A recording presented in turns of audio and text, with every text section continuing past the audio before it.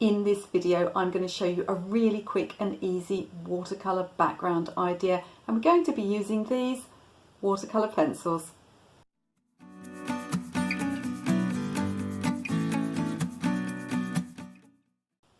If we haven't met before, my name is Michelle, and on my channel you'll find watercolour tips and techniques, painting and craft ideas generally, and all types of business and social media training for artists. So please do consider subscribing. If you click the little bell notification, you'll get notified every time I have a new video for you. Now, when I'm making watercolour paintings, particularly flower paintings, I do like to have a nice sort of loose background behind them. Sometimes just soft and out of focus, but sometimes a little bit of stylized, and sometimes just a little bit of fun. I paint in quite a realistic style, but that doesn't mean that every part of the painting has to be realistic. I often like to play off sort of hyper-realism with sort of either areas of flat colour or beautiful sort of textured areas, and that's what we're looking at today. We're going to make a lovely sort of semi-abstract textured background using watercolour pencils. So I'm going to point the camera downwards and I'll show you how it's done. So here on my drawing board I've got a couple of large daisies that I've drawn, and I'm painting the background round them. Now, in order to do the watercolour pencil technique, we're going to work in first of all with a loose wet into wet wash. Now, the tutorial is not really about this part of it. I'm going to show you a little bit of me doing that, but I have got other videos about that as well. So if you look up in the information cards, I'm going to put them up the top. You better click on those and see how to do this wet into wet technique. So what we want to do is get an underneath layer of paint behind the flowers to start with, and then we're going to work on top with our technique once this part is dry. So you can see that the daisies, they're going to be white. They're going to have these sort of warm yellow centres, and I'm using some of the same colours I'm going to use up here in the daisies. I'm using those colours in the background, and I'm trying to get this idea that there are soft focused daisies further out as well. So this isn't necessarily a realistic technique. It's more just to have an interesting background and get kind of the impression that there are other daisies in the background, because to have two of anything is not always great from a composition point of view, so we don't want them to look too isolated, otherwise it might be a little bit uncomfortable. When you have two of something on a page, people don't often know which to look at. It can be, you know, mathematically from the point of view of design and proportions, better to have odd numbers like 3s and 5s. But here we've just got 2, but we're going to get rid of the composition problem by having these loose impressions of other white daisies behind. So I'll show you a little bit of how I'm putting this background in. So to start with, I'm just putting a little bit of clean water on. I'm not pre-wetting the background, but I'm going to just start putting in little bits of colour. So here's some manganese blue, and these colours I'm going to be using right throughout the picture. So I've already decided which colours I'm using, which colours I'll be mixing from to get the daisies themselves, so that I can use similar colours in the background. And just adding these colours on, there's some cadmium yellow warm and cadmium yellow deep rather, and I'm just putting those straight on the paper and not over mixing them. So I'm just popping those in. I've got a little bit of Payne's grey here, get a bit of darkness down here as well. So Payne's grey, it's got a lot of blue in it, which means that we can use it to mix some sort of muddy greens from. And I'm not allowing this edge here to dry. Now, I want the idea that there are other daisies behind, so I want an area of white paper like this. Now, if I just leave white paper, I'll get a really hard edge, and I want them to be soft and set back. So what I'm going to do is put some clean water here, and then paint up to the clean water, like so. So I'm going up to the edge of the water there, and keep going round, not letting this leading edge get dry, so I don't get any sort of hard, uncomfortable drying lines. So I'm going to leave this roundish sort of patch here, and what I'm going to do is with a clean brush, I'm going to pop some of the cadmium yellow deep in the middle of this flower, this soft focus flower. The paint I'm putting in is almost dry because I want it to stay where I put it. I'm just going to have it a little bit more oval like that, as if it's one of those flowers that's got a little bit of perspective on and is facing upwards. And then we're just going to leave that space there, perhaps take the paint in a little bit here and there so it's not too evenly shaped. And I'm just going to keep going round. As I get to the bit where there's I'm going to be next to the white flower, I want to make sure I'm going nice and dark here. So I'm going to go in with some darker paint here. So there's a little bit of manganese blue, a little bit of Payne's grey on my brush, and we're going to go in like that. And what I'm going to do is literally work all the way around till I get back to the beginning. Another colour that I've got here is some SAA Primrose Yellow, which is it's a bit softer than lemon. It's kind of semi-opaque. It's quite an interesting colour, and I'm going to drop some of that in as well so that we get a bit of that variation in the yellows. I'm also, as I come up the top, probably going to put more blue in so we get the idea that there may be some sky going on behind here. So I'm going to get on and finish the rest of this background, and then we'll come back to it when it's dry and I'll show you the watercolour pencil part of the technique.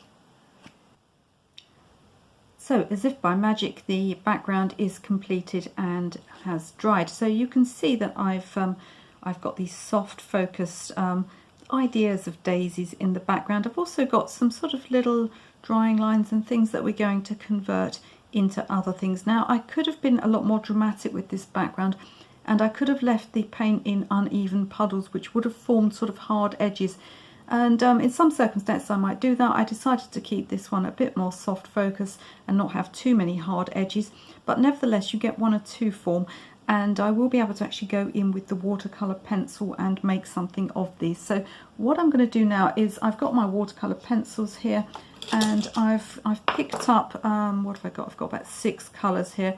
So I've got a sort of a yellow ochre colour, I've got a Prussian blue, I've got a grey, and a couple of shades of sort of fairly natural greens. And I'm not looking at a really realistic background technique here. I don't want realism really. The flowers themselves are going to be realistic, so the background is just going to be a bit of fun really. So this is a technique that you can use not only for fine art paintings, but you can also use it for, you know, your crafts and your card making and things like that, which is somewhere where you want something a bit soft focus and a bit of fun. Doesn't have to be flowers, could be any subject at all. Great for landscapes and things like that too, or even just abstract patterns. So I want to work on a wet surface so that these give a lot more pigment payoff. I have actually got a video on working with watercolour pencils like this, which I'll link to above, and that will tell you a bit more about this technique. But I want to re-wet this background basically. Now there's a couple of reasons why I'm not going to wet the background first. Now the first reason is that if I started wetting the background here, by the time I got all the way round it would be dry. I think you can probably hear my neighbour's dog barking, but we shan't worry about him. He's not going to stop us creating art. The other reason why I'm not going to wet the whole background first is I don't want to get water over the flowers, because the pigment from the watercolour pencil will tend to go into the flowers if I allow it to, if the water goes there. So we're going to start quite methodically. I'm going to go one side, you know, and work my way around. Doesn't matter which side I start. Could start here, could start here. But I don't want to sort of start in the middle here. I might end up with some nasty drying line because I'm trying to work on both sides at once. So I'm going to start one side and continue round.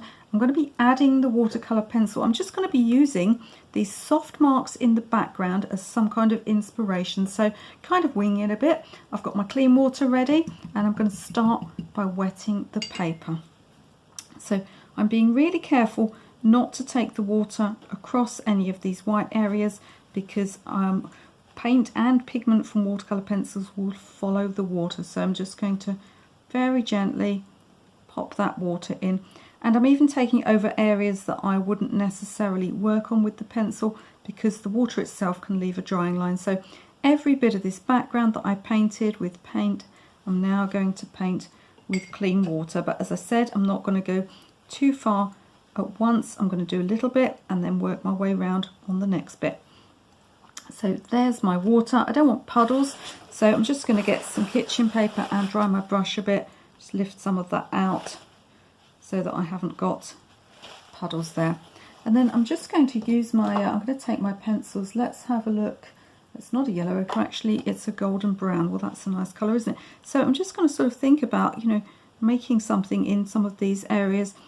I'm very fond of geometric shapes, and there's a patch of yellow here that doesn't look like it's part of a daisy, so I'm just going to make some circles in it, actually. So we're just looking for this idea that there are things behind, and I think we could get, you know, a bit of definition around the centre of the daisy here. I don't think I've got water across that bit, so I'm just going to take the water further across. There we go. So we're just going to be wetting across as we go along, and I'm just going to get a little bit of texture in here. Now, I don't want to overdo this and overly define these background shapes, because then what would be the point of putting them in soft focus to start with? And I've got a fairly bright green here, so let's have a go at possibly making this into something that's a bit more flower shaped. As I said, I'm keeping it, you know, light. I'm not filling every single little bit in. You want the viewer to kind of imagine some of it as well. So we're kind of, I'm stopping halfway around some of these petals and just letting the imagination fill in the gaps. Now I've also got I've got darker colours here, so I've got some grey. We could imagine there's some leaves here, perhaps. Let's outline that one. And I've got this kind of juniper green, it's called, which I think is rather a blue green. Now, I called these flowers daisies at the start. To be honest, I don't know what they are. I was walking around some public gardens at the weekend. They could be anything really. I'm not good with flower names. But I do know that daisies have kind of raggedy sort of edge leaves, and the things in that sort of that family of flowers have these ragged edge leaves. So I could perhaps get an impression of daisy leaves there too. Now this is starting to dry. I'm going to continue working round, and then I'll put the camera back on at the end so you can see how I've done with it. So here I am, I'm almost finished now. I'm just coming up to the last few marks. I've just wet this area here, and I've been fairly restrained with this technique actually. I could have done, you know, I could go a lot heavier. You just have to sort of see each painting and decide how you feel it should be really. So I'm liking this effect of getting the petals defined with the green here. I don't want to overdo it. I have a fair sort of idea of what these sort of flowers look like and how they sit from a perspective point of view and how the petals sit. But if you're fairly new to painting, or if you're not that confident, I would advise you to have some photographs nearby so that you can just get an idea of the shapes of these little flowers and their petals, and how they look when they're facing in different directions. You don't want them all necessarily to be facing directly towards you. What you'll find as well as you go through is that I sharpened the pencils to start with, but you'll find as you go through, when they become a bit blunter, they start leaving larger, sort of softer marks, which can be quite nice. Or if you don't like that, then you can certainly adjust that. And you can see that I'm just using the background shapes that have already appeared as kind of an inspiration, shall we say.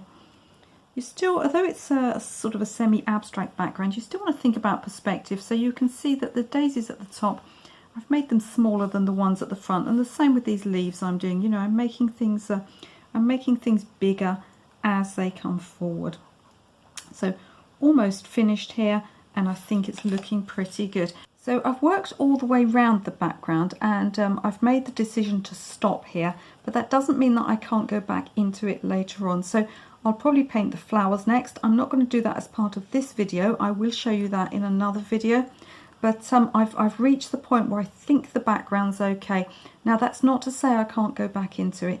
If after I've painted these flowers I feel the background needs something more, I can always add it later on, but I really don't want it to overwhelm the foreground and these two main flowers. So I'm going to put those in and see if I'm happy with it. If if I feel it needs something more, I'll just re-wet areas and work back into it. It's very rare that I don't slightly work back into a background, even if it's not if it's not the watercolor pencil. If I just see that there's an area where I might like to darken the paint, I'll re-wet and work back into that area at that stage. Going forwards on my channel, I'm going to be doing lots more watercolor tips videos like this, including some more fantastically simple background ideas, so please do consider subscribing to my channel. If you're finding watercolour painting is a little bit frustrating and you keep making mistakes and you're thinking to yourself, well, I just keep ruining things, I can't correct these mistakes I make, it's a really difficult medium, I'm going to help you out. I've got a video for you that's going to tell you how to correct mistakes even after they've dried on your paper, and you can watch it right now.